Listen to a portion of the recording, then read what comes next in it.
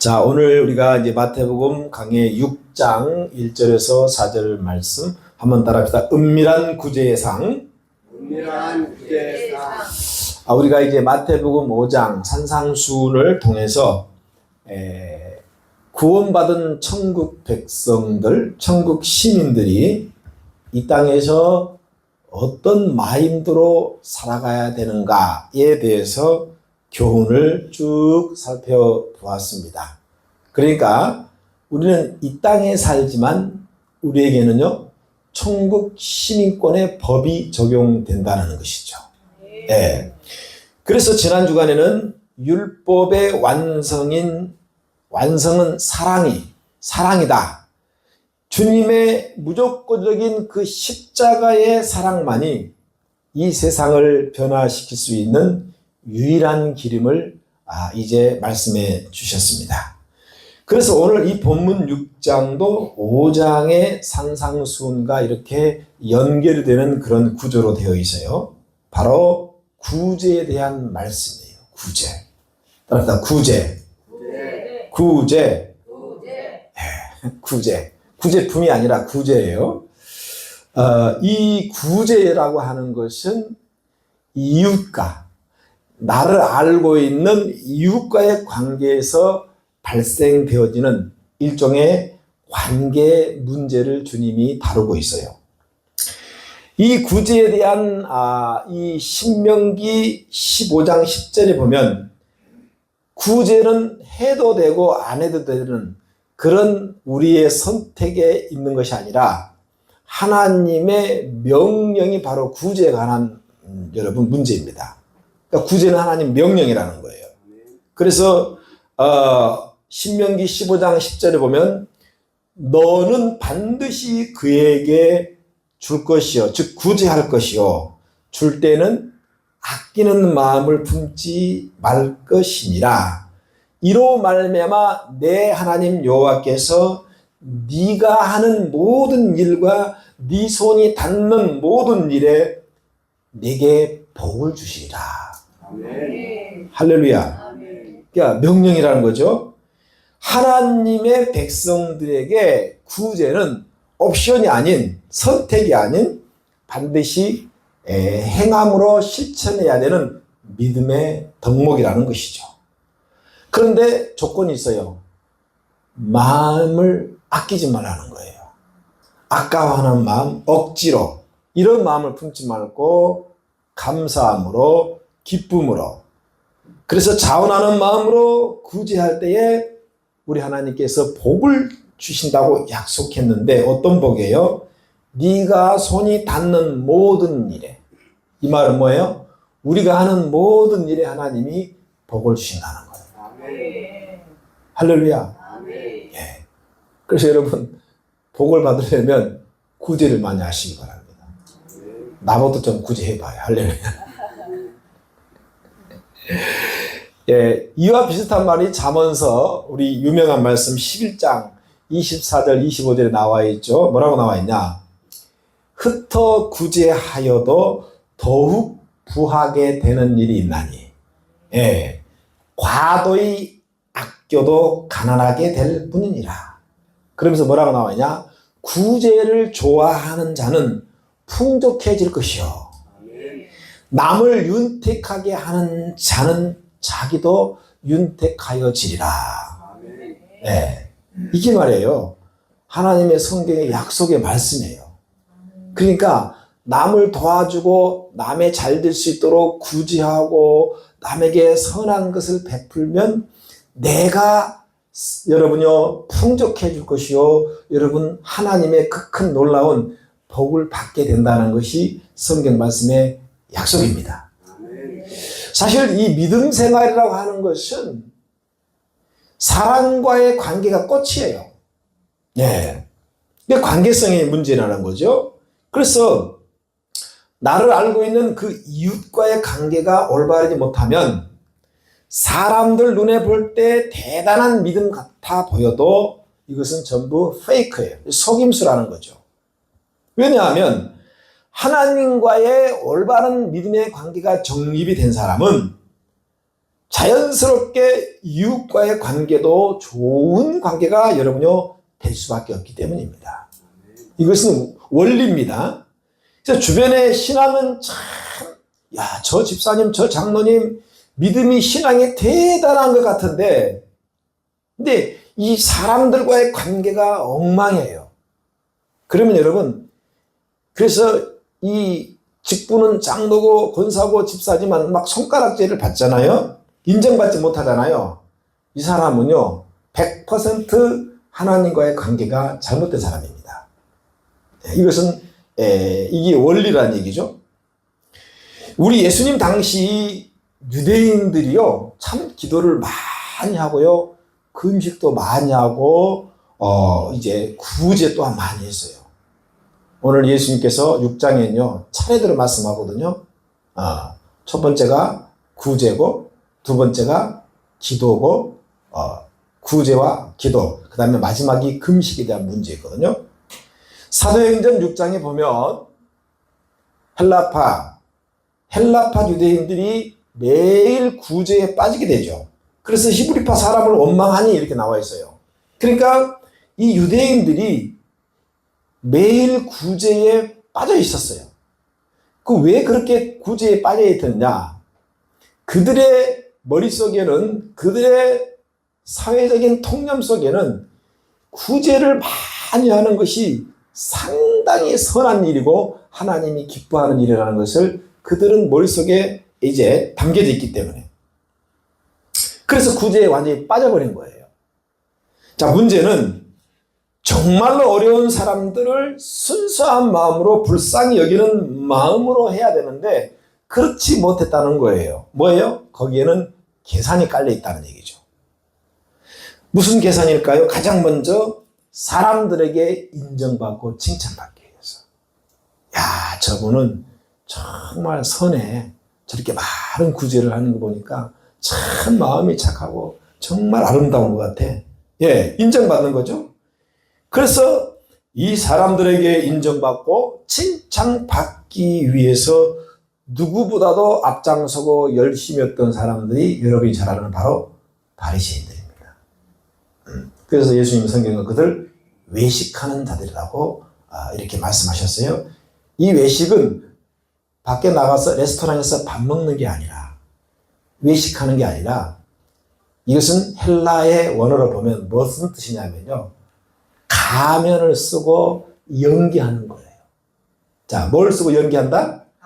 가면을 쓰고 연기하는 것이 바로 외식이라는 그 원어의 뜻입니다. 그래서 사람들에게 인정받고 칭찬받기 위해서 연기하고 막 쇼를 하는 거예요.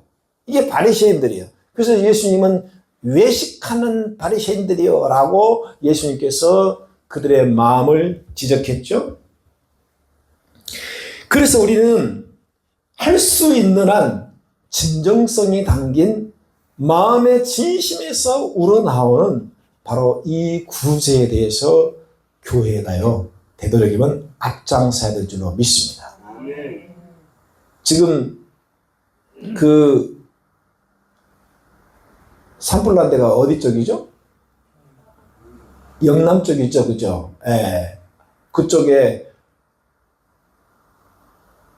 동시다발적으로 40군데가 동시다발적으로 불이 나버렸어요. 근데 신기한 것은 전라도에서는 불이 한 군데 안 났어요.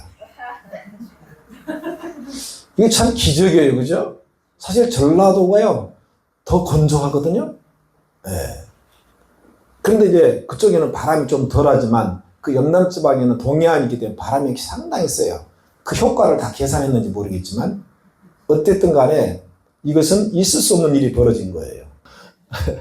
할 수만 있으면 좀 그 하루아침에 집을 잃고 재산들을 잃었잖아요. 좀 우리 교회가 할 수만 있으면 좀 굳이 했으면 좋겠다는 생각도 해봐요. 그런데 내가 보니까 우리 성도들도 다 구제 받아야 할 사람들밖에 없어가지고 어쨌든 교회는 할 수 있는 대로 이 어려움을 외면하면 안 된다는 것이죠. 적극적으로 구제 행위를 해야 한다는 얘기죠. 왜냐하면 세상에는 너무 우리보다 못한 사람들이 의외로 많아요. 그래서 우리가 선교하는 것도 결국은 구제잖아요. 아멘. 너무 불쌍한 사람들. 아프리카, 에티오피아나 우간다라든가 여러분 이런 아프리카 가끔 TV에 보면 뭐예요? 정말 그 물을 마시는데 물이 다 여러분 진흙탕 물이고 썩은 물이에요. 거기에 모든 세균들, 벌레들, 그런데 그걸 마셔야 돼요. 왜? 물을 안 마시면 죽기 때문에. 네. 너무나 불쌍한 사람들이 정말 많이 있습니다. 그래서 하나님께서는 그들을 향해서 정말 불쌍한 마음을 가지고 긍휼한 마음을 가지고 도와주는 것을 우리 하나님은 상당히 여러분요 선한 일로 인정해 주신다는 것입니다. 야고보 1장 27절 말씀에 하나님 아버지 앞에서 정결하고 더러움이 없는 경건은 곧 그러니까 경건의 결정체.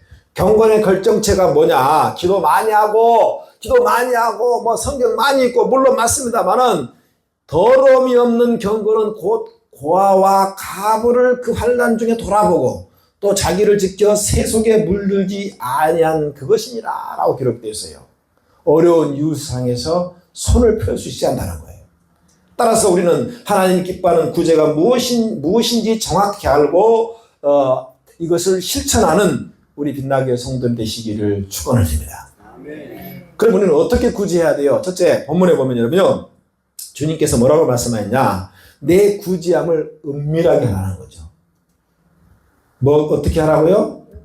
은밀하게 하라. 광고하고 홍보하고 하라는 거예요. 은밀하게 하라는 거예요. 이 말씀인즉 구제할 때 뭐냐? 사람들에게 보이려고 하지 말라는 거죠. 아멘. 그래서요, 제가 아까 말씀드렸습니다. 마태복음 6장에서는 그 당시 통념, 그 당시 사회적인 통념 가운데 믿음 생활을 잘하는 사람의 어떤 그런 이 구체적인 어떤 그런 이제 핵심이 있어요. 그게 바로 구제고 그 다음에 두 번째가 여러분요 기도하는 것이고 세 번째가 금식이에요. 이 세 가지가 핵심이에요. 그래서 예수님께서 그걸 다루고 계시는 거예요. 그래서 오늘 첫 번째 구제에 대해서 말씀하고 있는 겁니다. 그래서 1절, 5절, 16절 딱 보면요 전부 다 1절, 5절, 16절이 뭐냐면요 1절이 바로 구제고 5절이 기도고 16절이 금식이에요. 근데 기도가 되었던 구제가 되었던 금식이 되었던 사람들에게 보이려고 하지 말라는 거예요. 이게 핵심이라는 거예요. 예. 이러한 신앙적 행위들이 하나님이 아닌 사람들에게 보이려고 하기 때문에 예수님은 그 당시 제자들에게 종교 지도자들에게 그렇게 하지 말라고 말씀하고 있는 것입니다. 예수님께서는 이미 마태복음 5장 16절에서 이렇게 말씀해 주셨습니다. 너희 빛이 사람 앞에 비치게 하여 그들로 너희 착한 행실을 보고 하늘에 계신 너희 아버지께 영광을 돌리게 하라. 이렇게 말씀하셨어요. 여러분, 우리가 신앙생활 하면서 나도 모르게 은근히 기도하는 것, 봉사하는 것, 헌금하는 것, 구제하는 것, 사람들이 나를 좀 알아주기를 바라보고요. 또 칭찬을 은근히 기다리면서 우리가 해왔는지 한번 내 자신을 돌아봐야 돼요. 네. 교회에 뭐가 필요한 것들, 그것들 헌신하고 내가 정말 자원하는 마음으로 기쁜 마음으로 하나님 앞에 해야 되는데 하나님만 알아주면 되는데 우리는 여러분 사람들도 좀 나를 알아주기를 원합니다. 왜냐하면 나의 존재감이라고 하는 어떤 인정 욕구에 목이 말랐기 때문에. 네. 그래서 봐라 내가 이런 사람이다. 이렇게 여러분 자기를 알아주기를 원하는 거예요.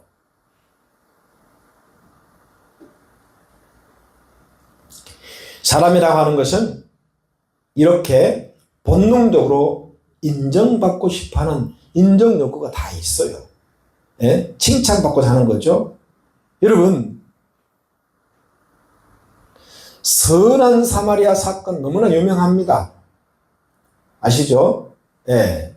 예루살렘에서 여리고로 내려가다가 제가 2년 전에 예루살렘에서 여리고 내려간 그 길을 유대 광야 길이에요. 그 길이 유대 광야 길인데 그 길을 가봤어요.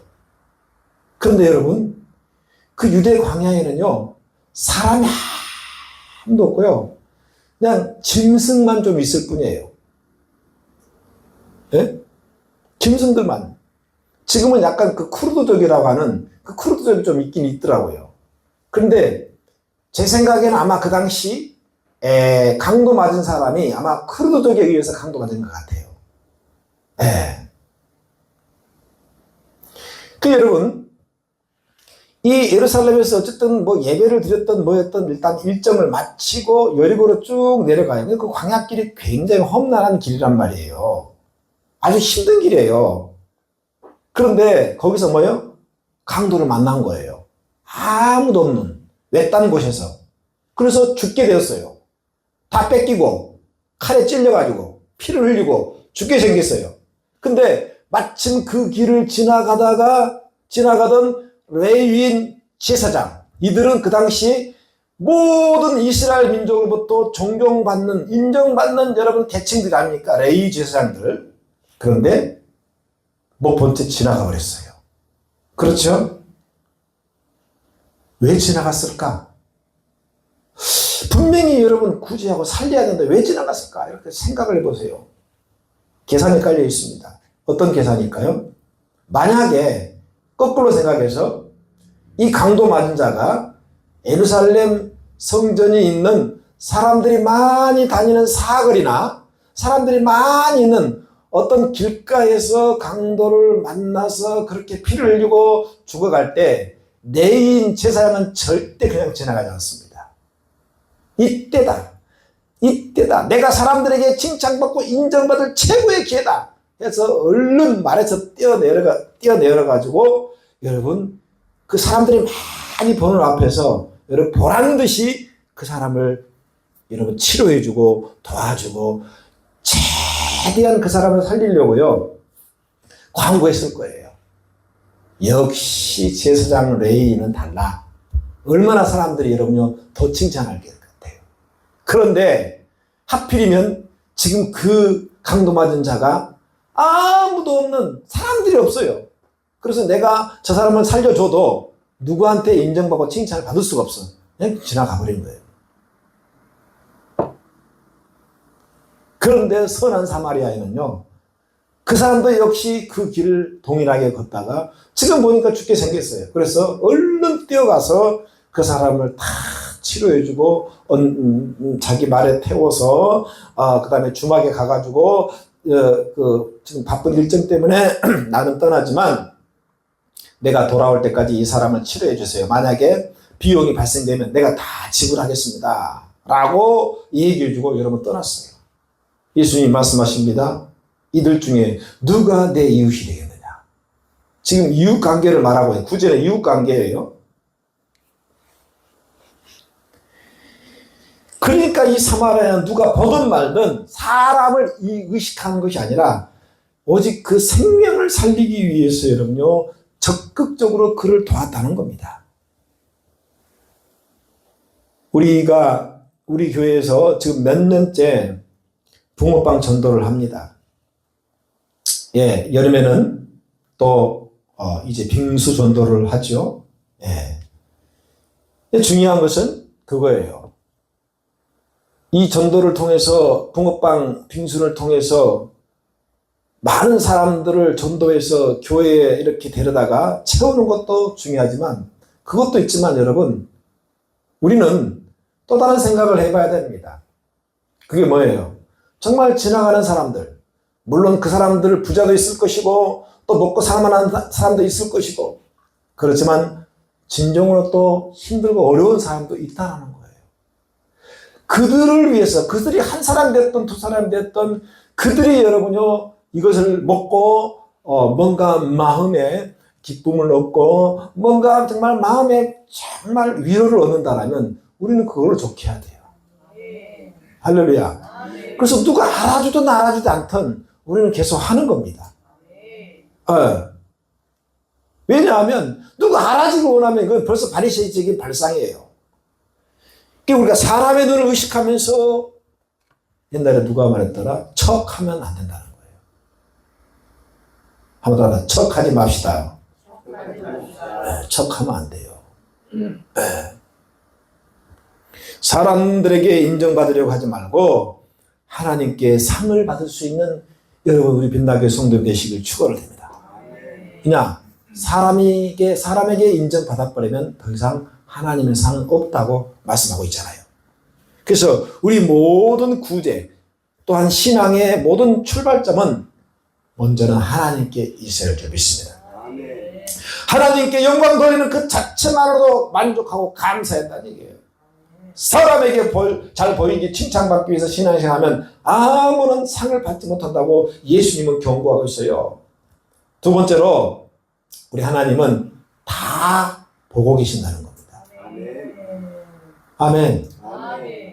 우리가 어떤 마음을 하는지 하나님은 다 보고 있고 알고 계신다는 거죠. 왜냐? 사람은 눈속이만 할 수 있지만 우리 하나님의 눈은 모속이니까. 그래서 우리는 항상 이런 마음을 가져요. 하나님만 알아주면 되지. 할렐루야. 한번 따라합니다. 하나님만 알아주면 되지. 아멘. 우리 하나님만 나를 알아주면 되는 거예요. 이것으로 만족하라는 거예요. 욥이 하루아침에 말 그대로 여러분 천국에서 지옥으로 나락으로 떨어져 버렸잖아요. 자식이 다 죽어버리고 부인마저 저주해버리고 자기를 위로함다시고 가장 친한 3명의 친구가 찾아와가지고 위로하는커녕 오히려 염장을 다 질러버렸어요. 차라리 너를 이렇게 한 하나님을 욕하고 죽어라.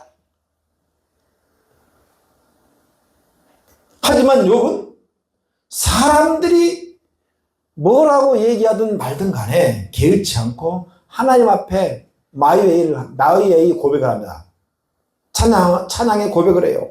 욥기서 23장 10절 보면 나의 달려갈 길 오직 그가 아시나니 그가 나를 단련한 후에는 내가 정금같이 나오리라.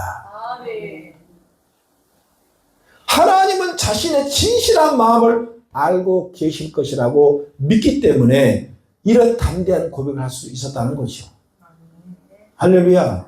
그러니까 다 나를 외면하고 다 나를 버리고 다 나를 욕하고 나에게 손가락질해도 여러분 하나님만 알면 되는 거예요. 우리가 주의 일 하다가 굳이 하다가 선한 일 하다가 오해받아가지고 손가락질 받을 수 있어요. 오해를 할 수 있어요. 그런데 중요한 것은 하나님만 알아주면 되는 겁니다. 할렐루야. 예. 사랑하는 여러분, 시편 121편에 이스라엘을 지키시는 분은 졸지도 않으시고 주무시도 않으시고 우리 영혼을 지키신다고 고백하고 있어요. 그래서 본문을 통해서 우리가 가져야 할 영적 교훈이 뭐냐? 불꽃 같은 눈을 가지신 그 하나님께서 나를 어떻게 보시고 보고 계실까? 여기에 초점을 맞추라는 거예요. 사실 요셉의 성공 요인이 바로 여기 있던 거거든요. 요셉의 성공은 나중에 이제 애굽의 2인자 국무총리가 되잖아요. 사실상 1인자가 되는 거죠. 요셉은 항상 초점이 하나님께 맞춰져 있었던 거예요. 할렐루야. 삶의 모든 눈높이가 눈에 보이는 사람에게 있는 게 아니라 보이지 않는 하나님께 눈높이를 맞췄어요. 때문에 보디발의 아내 협박이 있었잖아요. 그 당시 최고의 그 권세가 집안 보디발의 아내의 협박이 두려운 게 아니에요.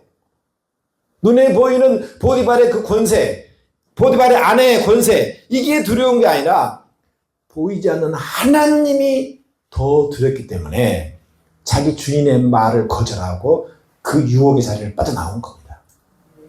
그래서 사람 앞이 아니라 하나님 앞에서 신앙생활을 하는 것은요, 코란데오라고 하지 않습니까? 하나님의 면전에서, 즉 하나님 얼굴을 보고 하는 거예요. 할렐루야. 그리고 마지막에 은밀하게 하나님 앞에 선한 구제를 베풀 때 우리 하나님께서 뭐냐? 상으로 갚아주신대요. 아멘. 그래서 오늘 제목이 은밀한 구제의 상 아닙니까? 여러분 누가복음 6장 38절에 보면 하나님은 보상해 주시는 하나님이에요. 주라 그리하면 너희에게 곧 후히 되어 할렐루야 후히 되어 넉넉하게 되어 누르고 흘러 넘치도록 하여 너희에게 안겨주리라. 아멘. 주면은요 여러분 후히 주시고 되돌아와서 흘러 넘치도록 하나님께서 안겨주신대요. 예. 특별히 3절 말씀에 구제할 때에 오른손이 하는 일을 왼손이 모르게 하라고 했어요. 자 3절 하면 이것은 3절 다 같이 시작.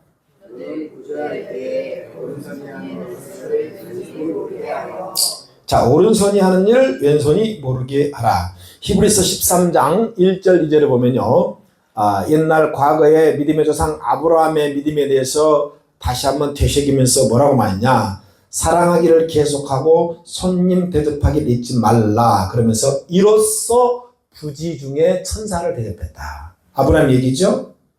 믿음의 조상 아브라함이 여러분 이 구약 시대 때인데요. 구제에 대한 이 아브라함의 그 믿음을 히브리서에서는 그렇게 여러분이 기록하고 있다는 거예요. 여기서 부지 중이라는 말은 무슨 말이냐. 그냥 자동으로 순간적으로 무의식 중에 나오는 행동이에요. 근데 우리는 뭔가 내가 행동을 할 때 먼저 머릿속에 계산기를 돌려요. 톡톡톡톡 두드려요. 네. 계산기를 두드려가지고 이해 타산이 맞고 어떤 이득이 되고 그렇게 할 때 여러분이 우리는 행동이 막 하거든요. 그런데요 아브라함은 어떻게 했느냐. 자기 집을 방문하는 천사가 천사인지도 모르고 그냥 지나가는 나그네인 줄 알고 보니까 행색이 난무하고 내가 도와주지 않으면 안 될 상황이에요. 그러니까 그냥 바로 즉시로 무의식 중에 그냥 도와준 거예요. 밥을 먹이고. 요즘 이해가 안 되면 요즘식으로 말할게요. 여러 명이 식당에 들어갔어요. 갈비집에 갔어요. 갈비집에 갔어.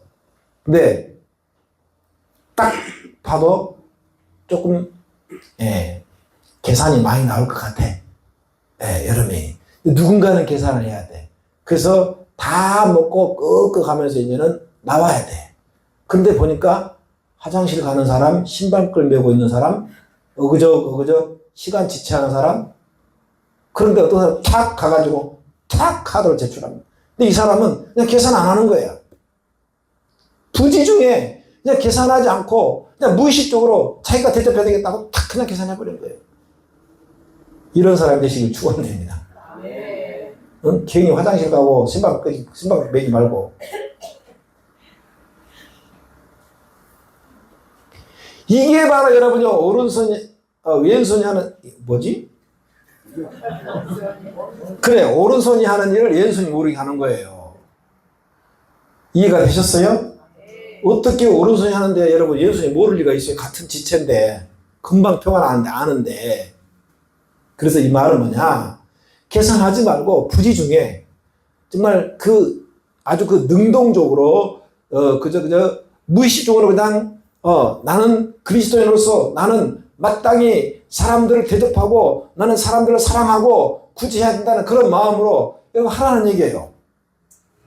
그렇게 할 때 하나님이 여러분 다 보고 계시잖아요. 그 돈을 줄까 안 줄까? 준다니까. 준다니까? 왜 못한 줄 아세요? 믿음이 없기 때문에. 믿음이 없기 때문에 못해요. 이거 다음 달에 내가 얼마나 갚을까? 네. 여러분 정말 이 원리는 간단하거든요. 네.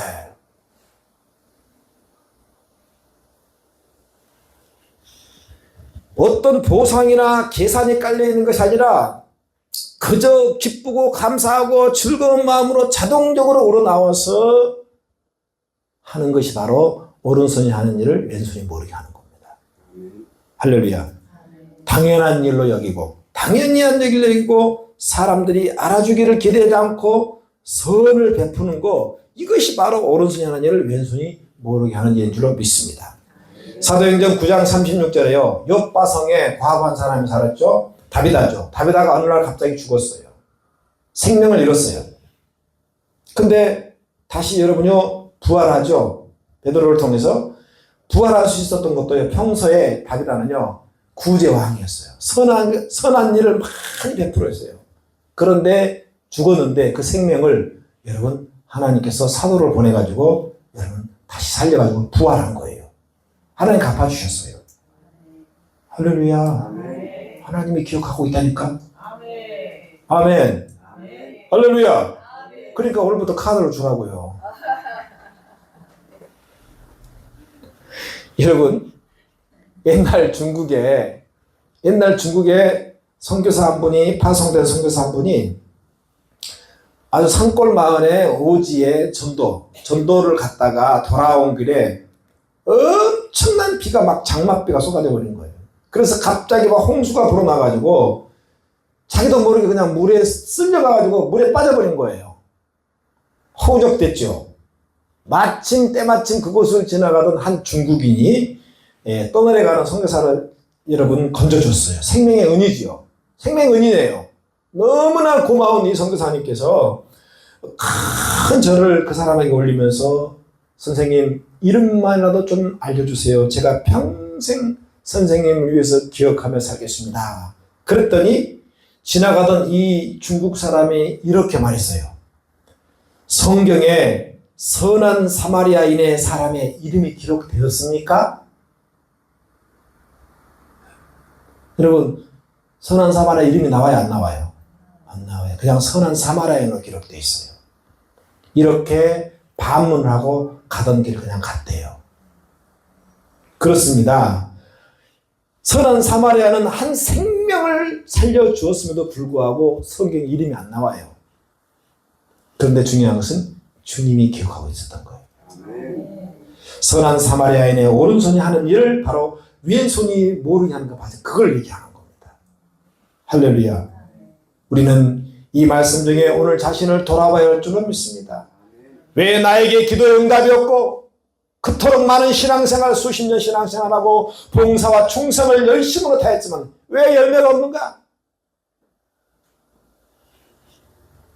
그것은 여러분 100% 나에게 있습니다. 100% 나에게 있어요. 어제도 밤에 8시 기도하는데 갑자기 그런 기도가 나와요. 왜 우리가 이렇게 기도를 많이 응답이 없을까? 그렇구나. 하나님 성령께서 원망하고 불평하기 때문이다. 원망 불평은 성경에는 교만이거든요. 그래서 그걸 원불교 신자라고 그러죠. 원망하고 불평하고. 여러분 나는 원망 안 한다고 불평 안 한다고 하죠. 아니요. 내가 볼 때는 원망 불평을 너무 많이 해. 그것은 하나님의 올바른 자세가 아니에요. 어디 성경에 원망하고 불평하는 이스라엘 백성들이 하나님 축복한 거 봤어요?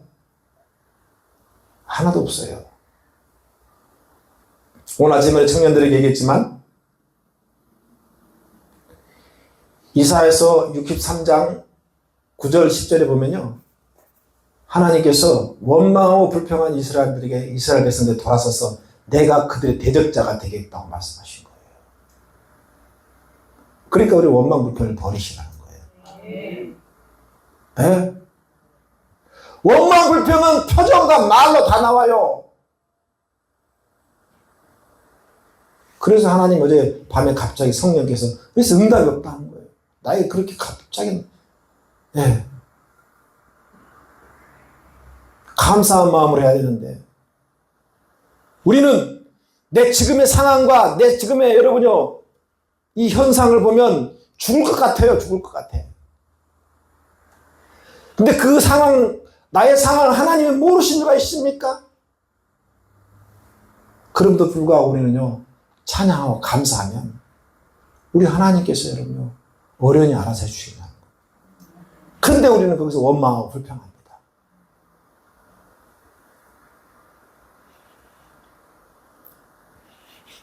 이거는 원고에 없는데 내가 하는 거예요. 하나님 성령께서 갑자기 감사하세요.